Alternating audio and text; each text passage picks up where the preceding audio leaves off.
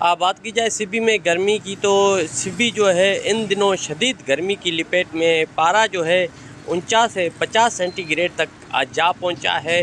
گرمی کی وجہ سے جو ہے بازاریں ویران ہو کر رہ گئی ہیں، شہری اپنے گھروں میں محصور ہو کر رہ گئی ہیں۔ دوسری جانب محکمہ موسمیات کے مطابق جو ہے 2 اگست سے 7 اگست تک جو ہے سبی اور گرد و نواح میں جو ہے بارشوں کا بھی بتایا جا رہا ہے۔ اس حوالے سے یہاں پر شہریوں سے جانتے ہیں وہ کیا کہتے ہیں۔ جیسا کہ آپ دیکھ رہے ہیں سارے شہر بند ہے، ساری سڑکیں آپ کو ویران نظر آ رہی ہیں۔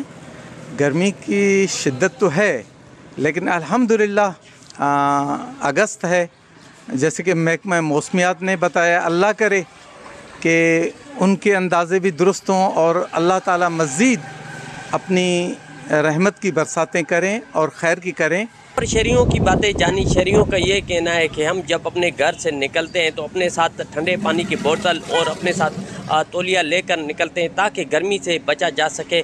ہپس اتنا شدید ہے کہ جو شہری ہیں وہ ہیٹ اسٹروک کا شکار ہو رہے ہیں۔